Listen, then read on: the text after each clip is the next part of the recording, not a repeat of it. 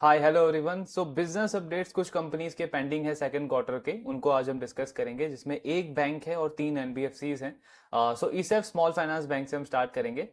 ESAF small finance bank को हमने last year cover करना स्टार्ट किया था अराउंड यही सेकंड क्वार्टर के आसपास का। सो वहाँ पे बैंक काफ़ी अच्छा कर रहा था, हमने देखा था ग्रोथ के नंबर्स बैंक के काफ़ी अच्छे हैं, मैनेजमेंट का गाइडेंस आगे को लेकर के काफ़ी स्ट्रांग था।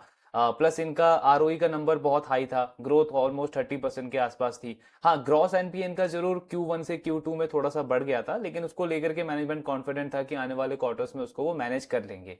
But third quarter fourth quarter bank का जो सिचुएशन है वो और ज्यादा खराब होता गया। एंड अभी करंटली हम बोल सकते हैं कि बैंक ऑलमोस्ट अच्छी सिचुएशन से एक वर्स सिचुएशन की तरफ अभी मूव कर रहा है, बिकॉज फर्स्ट क्वार्टर में इनका ग्रॉस एनपीए 6% से भी ज्यादा आ गया था। जो second quarter last year almost 1.5% के आसपास था, इस FY25 के फर्स्ट क्वार्टर में वो 6% से भी ज्यादा ग्रॉस एनपी आया था इनका। एंड प्रॉफिट भी अगर आप देखोगे तो 130 करोड़ का प्रॉफिट जो इनका लास्ट ईयर था फर्स्ट क्वार्टर में, इस क्वार्टर में Q1 में जो आया इनका रिजल्ट, उसमें 63 करोड़ का प्रॉफिट इन्होंने रिपोर्ट किया, मतलब प्रॉफिट आधा हो गया, बिकॉज बैंक का एनपीए जो है वो बहुत ज्यादा हो गया। तो ये काफी सीरियस प्रॉब्लम से रही है ईसेफ के साथ में।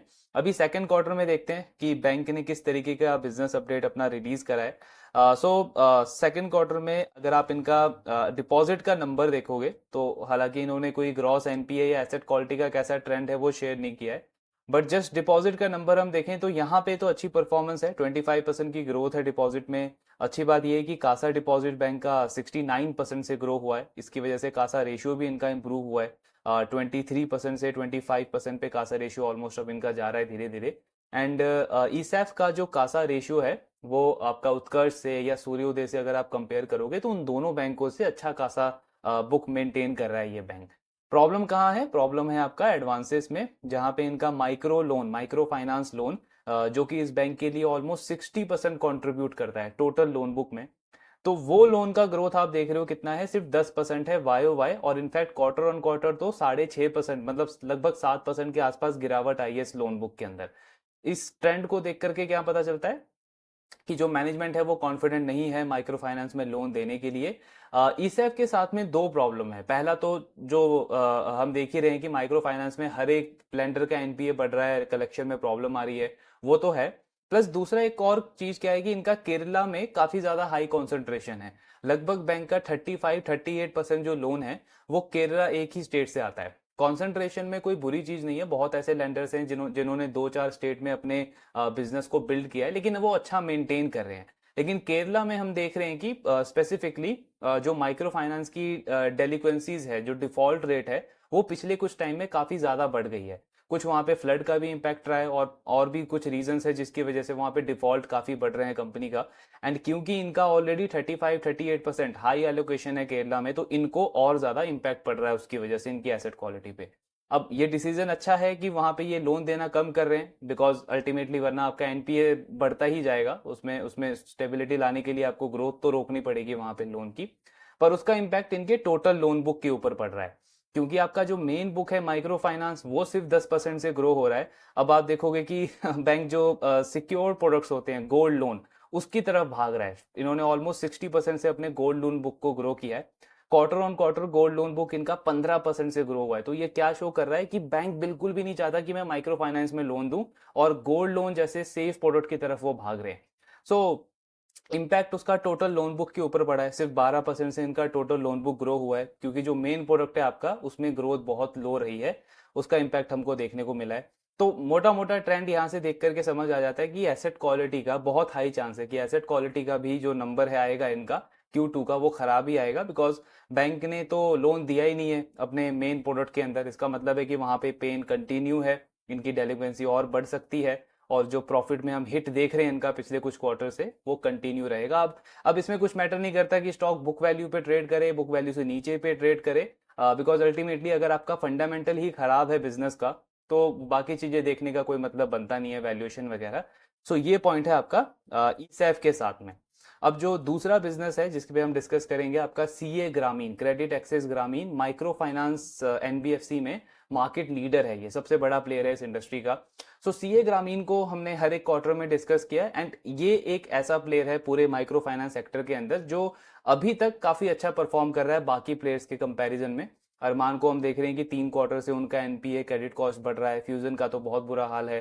देन बाकी प्लेयर्स की भी कुछ ना कुछ क्रेडिट कॉस्ट में इंक्रीमेंट देखने को मिला है। लेकिन सीए ग्रामीण का लास्ट क्वार्टर में एनपीए जरूर बढ़ा था, बट मैनेजमेंट उसको लेकर के कॉन्फिडेंट था कि हम आने वाले क्वार्टर्स में उसको मैनेज कर लेंगे, रिकवर कर लेंगे। और इन्होंने गाइडेंस पूरे साल का मेंटेन रखा था कि 20-25% की ग्रोथ रहेगी, क्रेडिट कॉस्ट हमारा एट मैक्स 2.2-2.4% तक जाएगा। सो ये इनका आउटलुक था। बट अब जो सेकंड क्वार्टर में सीए ग्रामीण ने जो अपना बिजनेस अपडेट रिलीज किया है, सो उसको देखकर भी लगता है कि कहीं ना कहीं इनकी मैनेजमेंट भी वो थोड़ा बहुत प्रॉब्लम देख रही है माइक्रो फाइनेंस का। तो सबसे बड़ा नेगेटिव तो इनके एयूएम को लेकर के आ जाता है, लोन बुक को लेकर के आ जाता है। सिर्फ 12% से इस कंपनी का जो एयूएम है वो ग्रो हुआ है वाई वाई सेकेंड क्वार्टर के अंदर।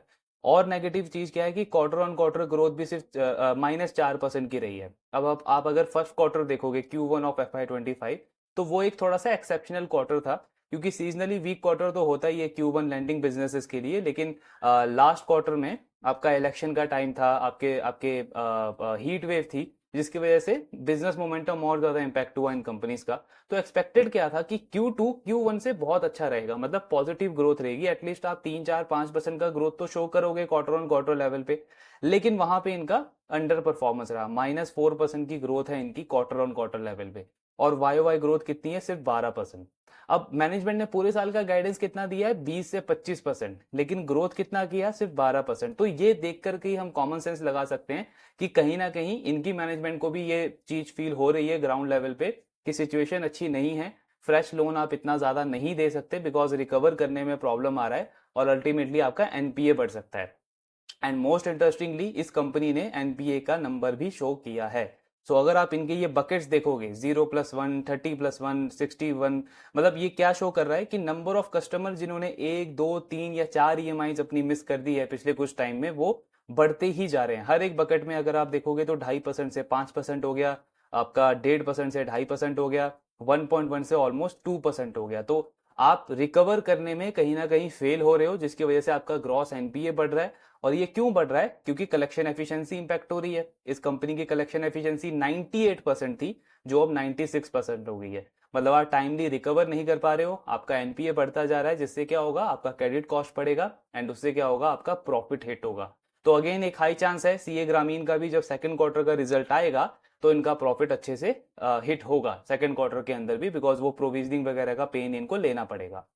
वैसे सीए ग्रामीण जो है यूजुअली ये शेयर नहीं करते अपने सेकंड क्वार्टर, कोई बिजनेस अपडेट वगैरह ये शेयर नहीं करते, इनका जस्ट रिजल्ट आता है। लेकिन जस्ट एक ट्रांसपेरेंसी मेंटेन करने के लिए और एक राइट एक्सपेक्टेशन सेट करने के लिए कि किस तरीके का ट्रेंड है हमारे बिजनेस में एंड मार्केट अननेसेसरी कोई हाई एक्सपेक्टेशन ना रखे हमसे, तो मैनेजमेंट ने पहले ही इस चीज को शेयर डिक्लेयर कर दिया है अपना बिजनेस अपडेट, जो कि अच्छी चीज है। लेकिन उससे कोई फर्क पड़ता नहीं है मार्केट को। अगर बिजनेस आपका खराब कर रहा है तो स्टॉक तो रिएक्ट होगा, स्टॉक तो पनिश होगा। और आप देख रहे हो कि मार्केट लगातार इसके स्टॉक को भी पनिश कर रहा है। सो सीए ग्रामीण जो एक थोड़ा सा अच्छा प्लेयर लग रहा था माइक्रो फाइनेंस एनबीएफसी के अंदर, अनफॉर्चुनेटली उनके बिजनेस में भी वो एनपीए और एसेट क्वालिटी का पेन देखने को मिल रहा है, ग्रोथ घट रही है। सो अभी तो कोई इंटरेस्टिंग प्लेयर लगता नहीं है माइक्रो फाइनेंस एनबीएफसी के अंदर। तीसरी कंपनी जिसपे हम डिस्कस करेंगे, सो एनबीएफसी सेक्टर के अंदर आपका पूना वाला फिनकॉप, इनका भी इन्होंने शेयर अपडेट शेयर किया है।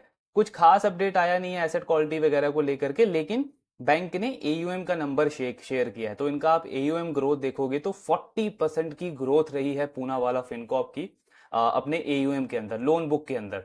तो ये क्या शो करती है कि जो लीडिंग सेक्टर में जो लीडिंग फ्रेंचाइजी थी ये पूना वाला, अपनी लीडरशिप पोजीशन को मेंटेन कर रहे हैं। ये पहले ये 45-50% पे ग्रो करते थे, जब बाकी प्लेयर्स अराउंड 20-25% ग्रो करते थे। अब बाकी प्लेयर्स धीरे धीरे घट करके 15-20% पे आ गए और पूना वाला अभी भी 40% पे ग्रो कर रहा है। सो लीडरशिप पोजीशन को मेंटेन किया है इन्होंने। क्वार्टर ऑन क्वार्टर भी 5% की ग्रोथ रही है, अगेन बहुत अच्छा साइन है। तो एक अच्छा हाईलाइट इन्होंने शेयर किया है। बाकी एसेट क्वालिटी तो इस कंपनी की क्वार्टर आफ्टर क्वार्टर हम देख ही रहे हैं कि काफी अच्छी रहती है। ग्रॉस एनपीए 1% से भी नीचे हो गया है। सेकंड क्वार्टर में रिजल्ट आएगा तो थोड़ा उस पर और क्लैरिटी मिलेगा कि ग्रॉस एनपीए का ट्रेंड इनका कैसा रहा है सेकंड क्वार्टर में। बट स्टिल एनबीएफसी स्पेस में पूना वाला अगेन बहुत अच्छा परफॉर्म कर रहा है। चौथी जो कंपनी है जिसपे हम डिस्कस करेंगे, जिसका बिजनेस अपडेट आया है, 5 star business finance. So again ये भी सीए ग्रामीण की तरह कुछ बिजनेस अपडेट वगैरह शेयर करते नहीं है, लेकिन सेकंड क्वार्टर में इन्होंने भी एक छोटा सा अपडेट शेयर किया है। अपडेट किस चीज पे शेयर किया है? कलेक्शन एफिशिएंसी के ऊपर। तो मैनेजमेंट का कहना है कि कलेक्शन एफिशिएंसी हमारी ऑलमोस्ट स्टेबल है, मतलब फर्स्ट क्वार्टर में जो कलेक्शन एफिशिएंसी थी 98.5% की, ऑलमोस्ट आप देखोगे तो उतनी ही है 98.4% की। तो इसका ट्रेंड, इसका मतलब क्या हुआ कि इनकी एसेट क्वालिटी में कुछ बहुत ज्यादा डिटोरियोरेशन देखने को नहीं मिलेगा, मतलब कुछ बहुत खराब नहीं होगा asset quality, stable asset quality है कंपनी की। एक बहुत ही मास्टर फ्रेंचाइजी है 5 स्टार बिजनेस फाइनेंस, मतलब पिछले 25-30 सालों से जिस तरीके का मॉडल इन्होंने क्रिएट किया है, एक स्ट्रॉन्ग मोट है, कंपिटिटिव एडवांटेज है कंपनी के पास में, क्योंकि जिस कस्टमर का लोन ये अंडरराइट कर सकते हैं, जिस क्वालिटी के साथ अंडरराइट कर सकते हैं, वहां पे बड़े बड़े बैंक्स भी इनको compete नहीं कर पाते, बिकॉज उनका हाई कॉस्ट मॉडल हो जाता है वहां पे। एंड पिछला 9-10 साल में 5 स्टार बिजनेस फाइनेंस अगर आप देखोगे तो बहुत बड़े बड़े क्राइसिस हुए हैं, आपका डीमोनेटाइजेशन से लेकर के कोविड जैसा क्राइसिस, लेकिन इस कंपनी का ग्रॉस एनपीए कभी भी 3% भी क्रॉस नहीं हुआ है। मतलब जहां बड़े बड़े बैंक्स आईसीआईसीआई, एक्सिस, उनका ग्रॉस एनपीए 4-4, 5-5% तक गया है, वहां पे इस कंपनी ने अपने एनपीए को हमेशा 3% के नीचे कंटेन करा हुआ है हर एक क्राइसिस के ड्यूरेशन में। तो इसीलिए इसको हमेशा वैल्यूएशन भी उस तरीके का मिलता है। अगेन एक अच्छा अच्छा अपडेट दिया है इन्होंने, एंड मैनेजमेंट ने क्लियरली बोला भी है कि हम यूजुअली शेयर नहीं करते हैं कोई बिजनेस अपडेट, इस क्वार्टर में हमको लगा कि एक ट्रेंड क्या चल रहा है वो दिखाना चाहिए, तो जस्ट हमने शेयर किया है। फ्यूचर में कुछ हमारा ऐसा इंटेंशन नहीं है कि हम इसको कंसिस्टेंट बेसिस पे करेंगे। सो ये बिजनेस अपडेट था आपका 5 स्टार बिजनेस फाइनेंस का। तो चारों कंपनी का देखें तो वही फर्स्ट क्वार्टर, फर्स्ट जो दो कंपनीज थी आपका ESAF small finance bank and CA Grameen, दोनों का प्रॉब्लम चल रहा है। सीए ग्रामीण से एक्चुअली एक्सपेक्टेशन अच्छी थी, लेकिन उन्होंने खराब परफॉर्म किया। वो भी अब थोड़े थोड़े अच्छी परफॉर्मेंस से पुअर परफॉर्मेंस वाली कैटेगरी में जा रहे हैं। बाकी जो दो कंपनीज हैं, दो एनबीएफसीज हैं, पूनावाला फिनकॉर्प एंड आपका 5 स्टार, अगेन उनका जो एक अच्छा परफॉर्मेंस वाला ट्रेंड था वो मेंटेन कर रहे हैं। रिजल्ट का वेट करेंगे उनका कि कैसे नंबर्स आएंगे। तो पॉइंट अगर हम यहाँ पे डिस्कस करें, सो एक इंपॉर्टेंट पॉइंट वही बनता है कि आज अगर मेरे पास डिसीजन लेना हो मुझे कि मेरा इंक्रीमेंटल कैपिटल कहाँ जाएगा, तो ऑफ कोर्स वो ये जो दो बिजनेसेस हैं ईसैफ एंड सीए ग्रामीण, और जो कुछ हमने स्मॉल फाइनेंस बैंक डिस्कस किए हैं लाइक उज्जीवन, आपका इक्विटास वगैरह, सो क्लियर मैं इन इन इन हाईलाइट को देखकर ही एक कॉमन सेंसिकल डिसीजन ले सकता हूँ कि ऐसे बिजनेस से तो मुझे दूर रहना है, बिकॉज यहाँ पे अनसर्टेनिटी ज्यादा है, प्रॉब्लम ज्यादा है, कब जाके सिचुएशन ठीक होगी ये मैनेजमेंट को भी क्लियर नहीं है, एंड मेरे पास मार्केट में और बेटर अपॉर्चुनिटीज हैं एक्सप्लोर करने को। सो ये चीज मैं देख करके बहुत इजीली डिसीजन ले सकता हूँ आज के बेसिस पे। मुझे जरूरत नहीं है कि मैं रिजल्ट का वेट करूं या मैनेजमेंट की कमेंट्री का वेट करूं। ऑफ कोर्स वो पढ़ना है हमको, वो डिस्कस करना है, वो उसके आगे का ट्रेंड देखने के लिए, लेकिन यहां से मुझे सिचुएशन क्लियर है कि कहाँ पे मुझे इंटरेस्ट नहीं शो करना है एंड कहाँ पे मुझे इंटरेस्ट शो करना है। अब इसके आगे अगेन अगर वो हम अननेसेसरी डिबेट लेकर के आएंगे कि बहुत जो ग्रेट इन्वेस्टर्स होते हैं वो बिजनेसेस को डाउनफॉल में बाय करते हैं, फिर उसके साथ वो अपसाइड की रैली देखते हैं, तो वो बिल्कुल इरेशनल डिस्कशन है, बिकॉज अल्टीमेटली आपको भी या मुझे भी या मैनेजमेंट को भी नहीं पता कि यहाँ से 6 महीने बाद चीजें किस तरीके से प्ले आउट होगी। सो रिटेल इन्वेस्टर अगर इस तरीके का गेम खेलेगा तो अल्टीमेटली उसका वेल्थ कभी क्रिएट नहीं हो सकता। अगर आपके पास वैसा कैपिटल है, अगर आप एक इंस्टीट्यूशन इन्वेस्टर हो, तब ऑफ कोर्स आप उस तरीके के बेट ले सकते हो, बिकॉज आपके पास में वो रिस्क एपेटाइट है कि आपका वो पोर्टफोलियो जीरो भी हो जाए तो भी आपको मैटर नहीं करता, बिकॉज टोटल पोर्टफोलियो आपका ऑलरेडी बहुत बड़ा बन चुका है। अदरवाइज अगर हम रिटेल इन्वेस्टर के पॉइंट ऑफ व्यू से डिस्कस करें तो सबसे बेस्ट यही है कि हम बिजनेसेस को ट्रैक करते रहें। क्यों हम क्वार्टर क्वार्टर ट्रैक करते हैं? ताकि हमें क्लैरिटी मिले, हमें पता लगे कि कौन सा बिजनेस किस फेज से गुजर रहा है एंड उसके अकॉर्डिंग हम इन्फॉर्म डिसीजन ले चुके। वरना तो फिर वही बाय एंड होल्ड वाला जो इरेशनल थिंकिंग है मार्केट में, उसको हम फॉलो करते रहेंगे। तो वही ट्रेंड है, इसको ट्रैक करते रहेंगे, बाकी रिजल्ट आएगा उसको भी डिस्कस करेंगे। आपके बाकी जो भी डाउट्स हैं please do let me know in the comment box. Thank you very much.